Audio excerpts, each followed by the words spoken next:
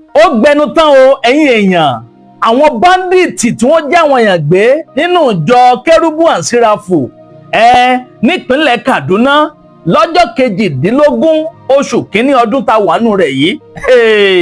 wọ́n mà pé tù ẹ gbọ́ pé kí ni wọ́n ṣe wọ́n ní pé káwọn kan tiẹ̀ tó béèrè ransom ara bí ti ń wò mọ́ wípé àwọn ọ̀kadà 17 tí àwọn ọmọ ológun lẹ̀ wá tí wọ́n bàjẹ́ ní àkọlù tó ń ṣe sí wọn kẹ́yìn wọ́n láwọn kọ́kọ́ fẹ́ gbowó ẹ̀ náà o kódà wọ́n ní 28.9 million naira ní owó ọ̀kadà yẹn wípé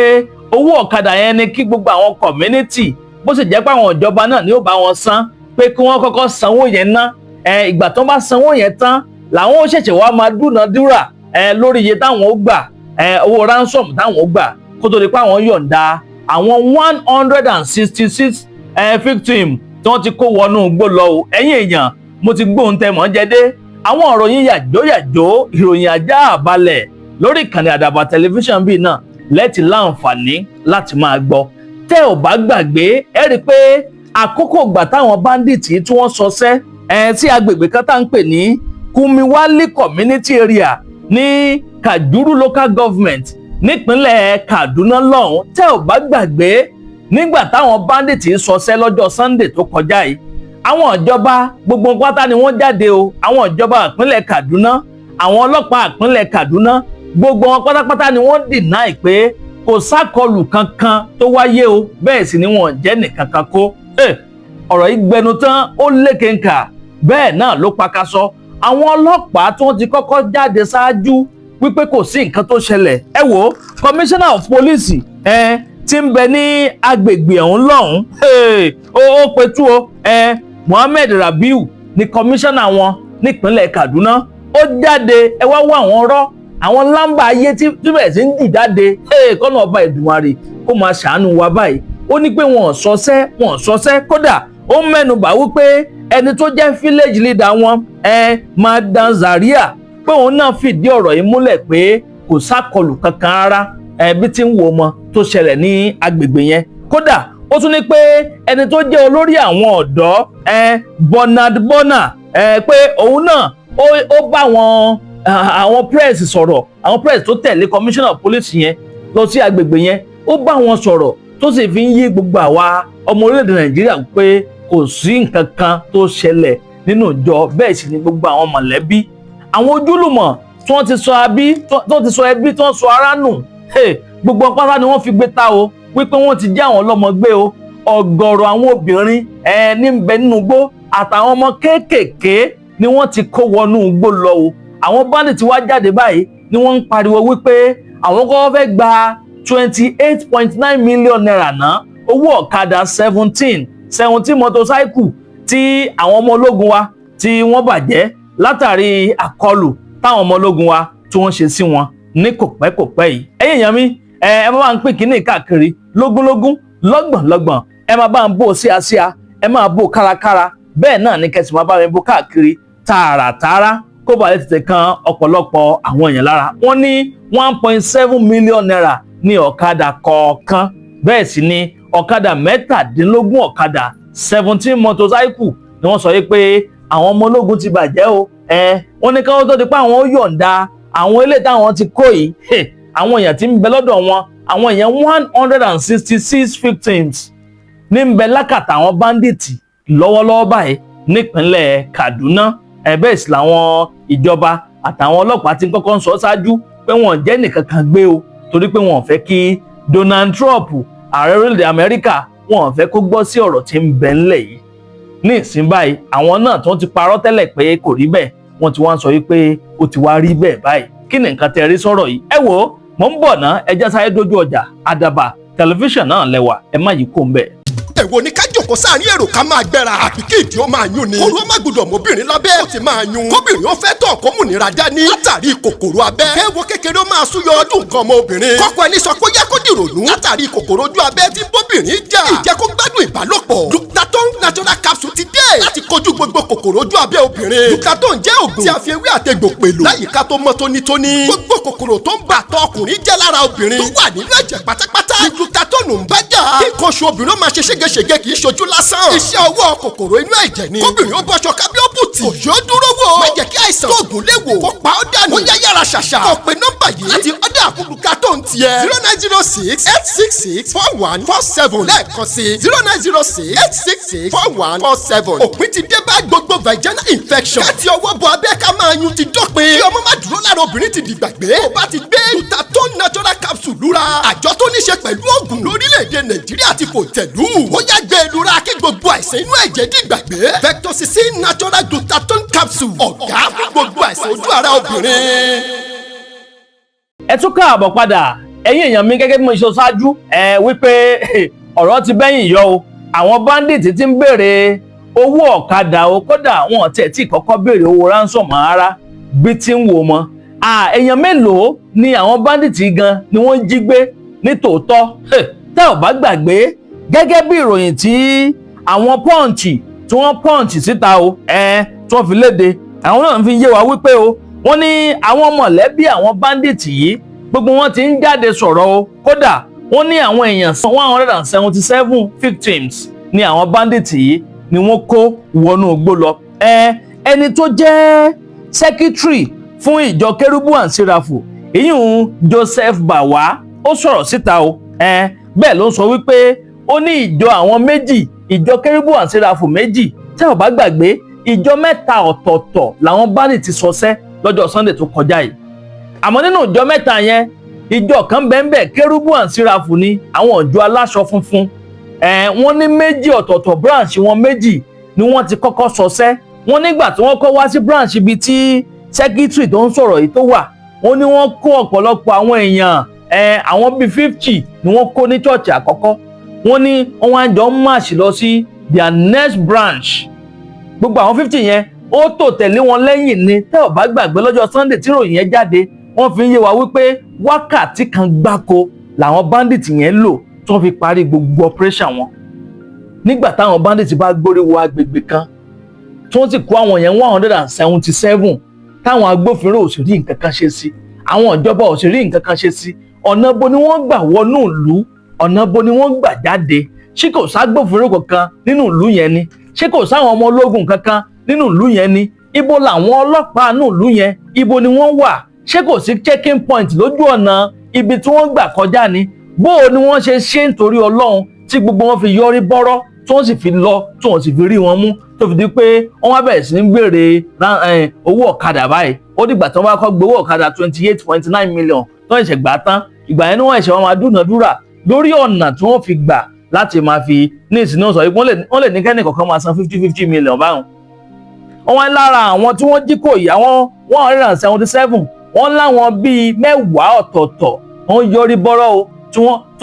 tó ń yọrí bọ́rọ́ mọ́ àwọn bandit yìí lọ́wọ́. ẹ̀yin èèyàn ọ̀rọ̀ yìí gbẹnu tán ó lékenkà bẹ́ẹ̀ náà ló pakasọ ẹ máa bá mi comment kẹ́ máa like ẹ sì máa bá mi pín fọ́nrán yìí káàkiri lógúnlógún lọ́gbọ̀nlọ́gbọ̀n ẹ máa bá ń bò síasíá ẹ máa bò kárakára bẹ́ẹ̀ náà ní kẹ́ máa bá mi bò káàkiri tààràtààrà kó bàa tètè kan ọ̀pọ̀lọpọ̀ àwọn èèyàn lára. wọ́n ní tẹ́ ò bá gbàgbé pé ní ọjọ́ 11 oṣù kìíní táwọnù rẹ̀ yìí ọdún 2026 yìí náà ni wọ́n ní àwọn bandits àwọn Fúlàní militia pé wọ́n tún jí àwọn èèyàn gbé o kódà àwọn èèyàn 18 ni wọ́n jí gbé ní agbègbè kan náà the same environment the same vicinity ní Kumiwali community ní Kajuru local government area ní ìpínlẹ̀ Kaduna wọ́n ní wọ́n sọsẹ́ bẹ́ẹ̀ sì ni wọ́n jí àwọn èèyàn kó lọ tẹ́ ò bá gbàgbé wọ́n ní 23 million naira ní owó ransom tí wọ́n gbà kó tó di pé wọ́n padà yọ̀ǹda àwọn àtìláwìn àwọn 18 people yìí wọ́n ti padà yọ̀ǹda wọn àmọ́ kó tó di pé wọ́n yọ̀ǹda àwọn 18 tí wọ́n jí kó ní àkókò gbà náà lọ́hùn wọ́n ní 23 million naira ni wọ́n gbà kódà ẹnìkan tó yẹ ọ̀rọ̀ ń ṣojú rẹ̀ kòró tó jẹ́ ará agbègbè abúlé ọ̀hún tí aporúkọ ẹ̀ ní Linus Abu òun náà ní jẹ́rìí sí wípé ọ̀rọ̀ ń ṣojú òun kòró gbogbo bó ṣe ń dínàdúrà tó ń sọ pé àwọn ó gba ransom ni àwọn ó gbàgbá ni àwọn ó gbàwó ni gbogbo ẹ̀ pátápátá lọ̀rọ̀ yìí ṣojú ẹ̀ tí wọ́n sì fi rí dájú pé wọ́n padà yọ̀ǹda gbogbo wọn lélẹ̀ tó wá ṣẹlẹ̀ báyìí nísìn táwọn ìjọba orílẹ̀-èdè Nàìjíríà tún kọ́kọ́ deny pé kò ṣẹlẹ̀ kó tó di pé àwọn ọlọ́pàá wá padà jáde náà ní lóòótọ́ ló ṣẹlẹ̀ nígbà tí gbogbo ọ̀rọ̀ ọ̀hún tó ti kọ́kọ́ calm down ná. ṣé àwọn ìjọba wa lórílẹ̀-èdè Nàìjíríà ṣé wọ́n ń bẹ̀rù Donald Trump ni àbí kí ni nǹkan tó dé gan pàtó tó fi di pé wọn ò nà sàn án? àwọn Yorùbá bọ̀ wọ́n ní sàn án láàrin ajé nímú ní pẹ́kọ̀rọ̀. kí ló dé tí wọn lọ straight forward? ìṣẹ̀lẹ̀ ṣẹlẹ̀ ní agbègbè kan bẹ́ẹ̀ sì ni wọn ò sì wí nǹkan kan sí. ẹ̀yin èèyàn abẹ́rẹ́ pé lè ní agbára ìjọba ìpínlẹ̀ Kaduna wọn ò sọ nǹkan kan lórí ẹ̀ lákòókò gbà tọ́rọ̀ yẹn ṣẹlẹ̀. tẹ́ ò bá gbàgbé ẹ rí i pé lọ́jọ́ tí ìṣẹ̀lẹ̀ yẹn ṣẹlẹ̀ ẹni tó jẹ́ chairman àwọn CAN Christian Association of Nigeria ìyún Reverend Joseph Ayabu ó jáde tó sọ̀rọ̀ tó sì fìdí ọ̀rọ̀ ọ̀hún tó fi múlẹ̀ ní àkókò gbà náà lọ́hùn. kí wọ́n lóde tó wáyé pé àwọn ọlọ́pàá wa àwọn ẹ̀ṣọ́ aláàbò wa àwọn ìjọba nípínlẹ̀ Kaduna kí ló dé tí wọ́n ń ṣe báyìí tí wọ́n ń ṣe báyìí tí wọ́n ń ṣe báyìí tí wọ́n fẹ́ máa yí àwọn èèyàn tí wọ́n yí wọn sí poro tí wọ́n yí wọn sébè tí wọ́n lọ́rọ̀ yẹn ò ṣẹlẹ̀. ẹ wò tẹ́ ò bá gbàgbé nínú fọ́nrán tí mo post ní ọ̀sán yìí ẹ rí i pé mo ṣàlàyé nǹkan kan àwọn private investigative team kan àwọn right group tá à ń pè ní CSWN ìyún Christian Solidarity Worldwide Nigeria wọ́n láwọn jáde páwọn ń lọ sí ibi tíṣẹ̀lẹ̀ yẹn ti ṣẹlẹ̀ àmọ́ gbogbo ìgbìyànjú wọn báyìí pàbó ní já sí torí pé kí ni wọ́n ní pé àwọn ọmọ ológun. ìwọ sátidé. èwo ni kójú ṣàdédé máa ṣomi tàbí kójú ó máa ṣú ohun tó dáa kọ́ ni kójú ṣàdédé máa ṣe pin kọ́mọdé máa lògò kó tó ríran láì lọ patí ọ̀nà àbáyọ ti dé o Vista Natural Eye Antioxidant Capsule ti dé láti kojú àìsàn yòówù tó lè máa bọ́ ọ fínra kójú ó máa ṣomi bàìbàì tàbí kójú ó máa ṣe pin kì í ṣe ohun tó dára rárá Vista ló lè kojú ẹ òpin ti dé bá cataract glaucoma blurry vision tàbí terry eyes Vista capsule jẹ́ oògùn tá a fi ewé àti egbò ṣe àwọn dókítà sì ti fi òǹtẹ̀ lù òpin ti dé bá àìlèka bíbélì tàbí kúránù kákàwé díẹ̀ kójú ó máa ṣe pin tàbí kó bẹ̀rẹ̀ sí ní wò bàìbàì yálà o ní àrùn ojú ni tàbí o ò ní o lè lo Vista capsule láti sọ rárá sí àrùn ojú tó fẹ́ máa juwọ́ sí ọ tọmọdé tàgbà sì ni Vista capsule wà fún láti order fún Vista capsule ó yá pé nọ́mbà yìí 09038067022 lẹ́ẹ̀kan sí 09038067022 àwọn alágbàtà káàkiri orílẹ̀-èdè Nàìjíríà Vista Natural Eye Antioxidant Capsule ọ̀gá fún gbogbo àìsàn ojú. wọ́n ń dí àwọn lọ́nà láti wọlé lẹ́yìn ìgbà táwọn ti reveal gbogbo identity àwọn gbogbo ID card tí wọ́n ní wọ́n ti fi hàn wọ́n wípé àwọn fẹ́ wá sámí ni àwọn fẹ́ wá wo gbogbo nǹkan tó ṣẹlẹ̀ ńbẹ̀ yẹn bóyá lótìtọ́ àti lódodo ni àkọlù táwọn bandit ṣe sí àwọn ilé ìjọsìn àwọn church báwọn fẹ́ wá wò ó bóyá lóòótọ́ àbí lódodo ìṣẹ̀lẹ̀ ìṣẹ̀lẹ̀ àmọ́ ó jẹ́ ohun tó bà nínú jẹ́ wípé àwọn ẹ̀ṣọ́ aláàbò wa wọn ò gbà wọ́n láàyè kí wọ́n wọlé wọn ò gbà wọ́n láàyè kí wọ́n lọ sáámí kí wọ́n lọ sí ibi tí ìṣẹ̀lẹ̀ yẹn tó ti ṣẹlẹ̀ bẹ́ẹ̀ sì lọ́pọ̀lọpọ̀ àwọn rumors la ti ń gbọ́ táwọn kan bá ń pariwo báyìí pé kò sí Christian genocide kò sí Christian genocide kò sí Christian genocide lórílẹ̀‐èdè Nàìjíríà ta ni ń parọ́ fún rọ́bà yìí nítorí Ọlọ́run kí Donald Trump gbórí wọlé kó wá bá kílẹ̀ gbogbo àwọn iṣẹ́ òkọ́kú àwọn bandit darandaran àwọn bandit ń sọ ọsẹ́ káàkiri kó wá bá kílẹ̀ gbogbo wọn dànù àwọn nǹkan ò nífẹ̀ẹ́ sí ìgbà wo lórílẹ̀‐èdè tó fẹ́ lọ síwájú nítorí Ọlọ́run ìgbà wo la tó fẹ́ ní lọ síwájú lórílẹ̀‐èdè Nàìjíríà ṣé bá a ṣe máa bá a lọ ní nítorí Ọlọ́run ẹ̀yin mẹ́dàkọ̀dábọ̀ ẹjẹ́ darapọ̀ ní abala àríwó sí kí wọ́n bá mi comment kẹ́ máa like kẹ́ sì máa bá mi pín fọ́nrán yìí káàkiri lógúnlógún lọ́gbọ̀nlọ́gbọ̀n kó ba lè kan ọ̀pọ̀lọpọ̀ àwọn èèyàn lára. ẹ wo Inspector General of Police èyí òun alàgbà Káyọ̀dé Ẹgbẹ́tọ̀kun àwọn náà ti sọ̀rọ̀ lórí ọ̀rọ̀ yìí o bẹ́ẹ̀ sì náà sọ wípé pé àwọn strategic way kan ni wọ́n fẹ́ lò láti ṣiṣẹ́ lórí ọ̀rọ̀ yìí pé gbogbo pátá páwọn agbófinró àwọn àjọ DSS ní o pé gbogbo pátá ni wọ́n dúró de access kan wọ́n ní pé wọ́n wọlé kanlẹ̀ torí ọ̀pọ̀lọpọ̀ wọn ti ń sàmì báyìí tó ti ń wọ́ ọ̀nà láti track gbogbo àwọn bandit tí ń bẹnu gbó yẹn láti rí dájú pé wọ́n track gbogbo wọn wálẹ̀ àmọ́ ṣé àwọn bandit tó ti adopt àwọn Christian báyìí about 166 victims ló sì wà ní camp àwọn bandits lọ́wọ́lọ́wọ́ báyìí ṣé lọ́fẹ̀ẹ́ ni wọ́n yọ̀ǹda wọn torí 23 million tó ń fi release àwọn 18 people ní recently yìí ní on the 11th of this January táwọn àánú rẹ̀ yìí wọ́n ní àwọn community ló contribute owó yẹn tí wọ́n lọ fi rescue àwọn èèyàn yẹn lọ́dọ̀ àwọn bandit. ṣé bá ṣe máa bá lọ ní àwọn òwò ló tún fẹ́ dáwọ́ báyìí tí wọ́n lọ fi rescue àwọn yẹn kí ló dé táwọn ọmọ ológun lẹ̀ wá wọn ò ṣiṣẹ́ wọn bí iṣẹ́ for goodness sake. Kí ló táwọn bandit yìí wọn ò kílẹ̀ gbọ́n kákàntì ìgbàgbé ọ̀rọ̀ terrorism lórílẹ̀‐èdè Nàìjíríà ṣé bá ṣe máa manage gbọ́n nǹkan lọ lélẹ́yìí torí Ọlọ́run àbí irú orílẹ̀‐èdè wo la bára wa báyìí kọ́nà ọba Èdùmàrè kó bá wa dá sí ọ̀rọ̀ yìí gbogbo àwọn olórí wa ipá àti agbára tí wọ́n nílò láti darí wa dáadáa láti wọkọ̀ orílẹ̀‐èdè yìí débùtì ayọ̀ débùtì ògo kọ́nà ọba Èdùmàrè kó bá wa fi ọgbọ́n òun àti òye òun kó bá wa fi jíǹkí wọn ọ̀nà tí wọ́n gbà láti yanjú gbogbo àwọn banditry tí ń bẹ lórílẹ̀‐èdè Nàìjíríà tí wọ́n ti gbàlú kankankan kọ́nà ọba Èdùmàrè kó bá wa ràn wọ́n lọ́wọ́ o torí ibi tí ó dé dúró báyìí ó yẹ ká máa fi àdúrà ká máa fi ràn wọ́n lọ́wọ́ ni bóyá kí náà wulẹ̀ ti dojúrú mọ́ wọn lójú báyìí tí wọ́n mọ̀ náà tí wọ́n tún gbé gbà mọ́ torí lè báyìí ó gbẹnu tán ó lè kínka bẹ́ẹ̀ náà ló pàkàṣọ ẹ̀yìn mi ànírè jù báyìí lọ́rọ̀ ilé tí a mọ́ wá fún yín lónìí bó bá tún ṣe ń lọ lórí ọ̀rọ̀ yìí gbọ́ ìpátá náà lẹ́ láǹfààní láti máa gbọ́ lórí ìkànnì Àdàbà tẹlifíṣàn ẹni tó yẹ pé ẹ ń balẹ̀ sórí ìkànnì wa fúngbà àkọ́kọ́ tẹ ò tí ì follow wa abẹ́ ò tí ì subscribe ẹ dákun dábọ̀ ẹ bá ń tẹ follow button tàbí subscribe button tí ń bẹ nísàlẹ̀ fọ́nrán yìí aago kélébé kan náà ń bẹ notification bell ni wọ́n ń pè òun gangan ní ó máa ta yín lólobó ní gbogbo ìgbàkúùgbà tá a bá ti ń ju fọ́nrán sórí ìlàyé ẹ ṣeun tẹ́ ń gbọ́ wa ẹ kú kalẹ̀.